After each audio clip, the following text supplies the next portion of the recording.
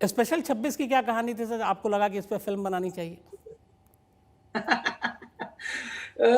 वो एक कहावत है दैट क्राइम डजंट पे, और बिल्कुल 87 त्रिभुवन दास जवेरी केस जो है, it is a very interesting case from that point of view कि it's an unsolved case in the history of Bombay police.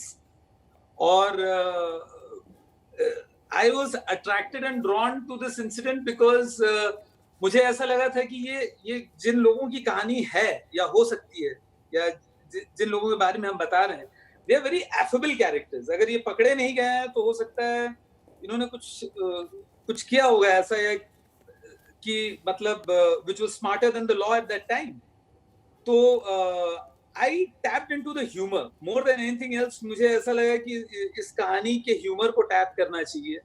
कुछ लोग हैं जो ऐसा करके उसके बाद they were never caught, never apprehended, they were smarter than the law, they were smarter than the police at that point of time. So it was essentially to have a little fun with the material. It's not a serious tone. अगर आप देखें तो बहुत ही हल्के फुल्के तरीके से वो फिल्म का जो सुर है, it's an entertainer. It doesn't take itself too seriously. और उसके साथ साथ ये एक कमेंट्री भी था about people who are hoarding black money, चाहे वो पॉलिटिशियंस हो चाहे बिजनेसमैन हो। I remember when we were making the script and the film, उस समय ये बड़ा एक इम्पोर्टेंट एंगल था उस स्क्रिप्ट का, that hoarding of black money and the repercussions. और लोग जो हैं, the robbers, they are taking advantage of that hoarding of black money. So कहीं से मुझे ये बहुत इमोरल टेल नहीं लगा। I thought that it was an interesting story, और and it needed to be told. बिल्कुल। अभी बहुत सारी बातें बहुत टाइम से हो रही है, बल्कि साल हो गए 93 के बाद से ही। दाऊद इब्राहिम हिंदुस्तान कब आएगा, दाऊद इब्राहिम को कब लाया जाएगा। आपने एक फिल्म बनाई थी बेबी, हालांकि उसमें दाऊद इब्राहिम का नहीं था, लेकिन वो एक और था, किसी टेररिस्ट को किसी तरीके से इंडिया लेकर आना था, तो वो आपने फिल्म बनाई। कभी आपको लगा कि अब डी कंपनी के ऊपर भी फिल्म बनानी चाहिए? बहुत मटेरियल बन चुका है ऑलरेडी, और अगर आप टाइमलाइन पे जाएं तो मेरे ख्याल से बेबी के पहले कुछ 6 या 7 महीने पहले, साल भर के अंदर अंदर ही निखिल की फिल्म आई थी, D day, which was on a very similar subject and all that. So and obviously आप वही कहानी नहीं कहना चाहते हैं, आप चाहते हैं कि कुछ नया हो आपके पास। तो दाऊद के बारे में बहुत कहानियां बन चुकी हैं, और वो जो हाइपोथेटिकल एक्सट्रैक्शन की बात करते हैं उस पे भी बन चुकी थी। So there was no novelty left in that subject. तो नीरज साहब, आप नया क्या कर रहे हैं? आप चलिए, वो तो नॉवेल्टी नहीं है, लेकिन आपकी जो एक पहचान बन गई है इस तरह के क्राइम थ्रिलर और जो रियल स्टोरीज होते हैं क्राइम की दुनिया की, उसको उठाकर, तो इस दौरान में लॉकडाउन में आपको काफ़ी फुर्सत भी मिली होगी सोचने की भी, लिखने की भी, तो कुछ हम लोग उम्मीद करें आपसे नया जल्दी? हम सब चाहते हैं कि मतलब जितनी जल्दी हो हमारी लाइफ जो है वापस किसी नॉर्मलसी पे आए और वापस हम काम शुरू करें।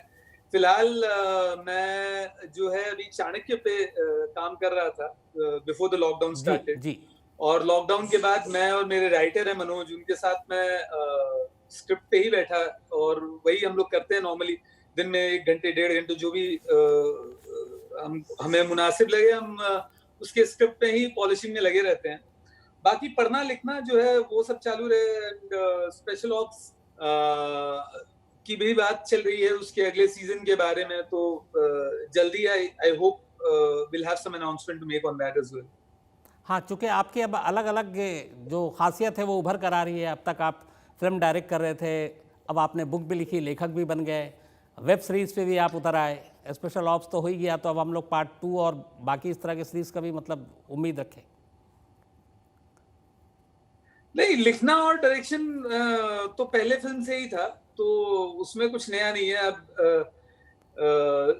OTT प्लेटफॉर्म जो है वो नया मीडियम है, बहुत ही एक्साइटिंग फॉर्मेट है मेरे ख्याल से, और बहुत सारी कहानियां ऐसी हैं जो आप 2.5 घंटे में नहीं कह सकते हैं। आपको 6-7 घंटे का समय चाहिए होता है वो कहने के लिए, तो उसके लिए बड़ा ही आइडियल फॉर्मेट है।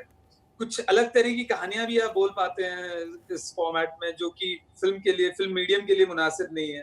तो जाहिर सी बात है उसके तरफ हमारे पास भी काफी सारी कहानियां हैं जो हम जानते हैं कि मतलब इस पे फिल्म नहीं बना पाएंगे, तो वो इस फॉर्मेट के लिए बड़ा सूटेबल है, तो उस पे काम जो है हम लोग चालू करना चाहते हैं।